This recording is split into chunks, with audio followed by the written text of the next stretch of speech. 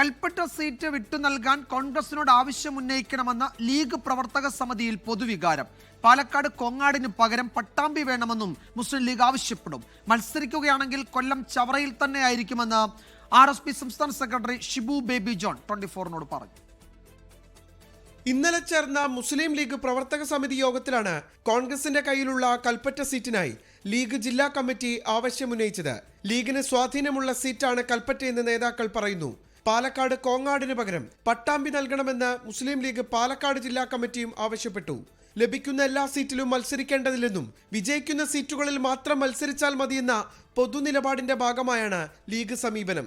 ഇതിനിടെ ഇത്തവണയും ചവറയിൽ തന്നെ മത്സരിക്കുമെന്ന സൂചന നൽകി RSP സംസ്ഥാന സെക്രട്ടറി ഷിബു ബേബി ജോൺ രംഗത്തെത്തി. മത്സരിക്കുകയാണെങ്കിൽ അത് ചവറയിൽ തന്നെയായിരിക്കുമെന്ന് ഷിബു ബേബി ജോൺ 24-നോട് പറഞ്ഞു. RSP സംബന്ധിച്ചിടത്തോളം ആ സീറ്റ് വീണ്ടെടുക്കുക RSPയുടെ ഒരു എക്സിസ്റ്റൻസിന്റെ ആവശ്യമായി ഞങ്ങൾ കാണുകയാണ്. അതിനാവശ്യമായിട്ടുള്ള നടപടിക്രമങ്ങളും പ്രവർത്തനങ്ങളുമായി അവിടുത്തെ പാർട്ടി ഘടകങ്ങൾ വളരെ മുന്നേ തന്നെ മുന്നോട്ട് പോയിട്ടുണ്ട്. അതിനിയുള്ള ദിവസങ്ങൾ ഊർജിതപ്പെടുത്തി മുന്നോട്ട് പോകും. ഈ മാസം 15-നകം മുന്നണികളുടെ സീറ്റ് വിഭജനം സംബന്ധിച്ച് ധാരണയാക്കാനാണ് UDF നീക്കം. ഇതിനു മുൻപേ തങ്ങളുടെ ആവശ്യങ്ങൾ പരമാവധി UDFനെ അറിയിക്കുകയാണ് പാർട്ടികൾ. 24 കോഴിക്കോട്.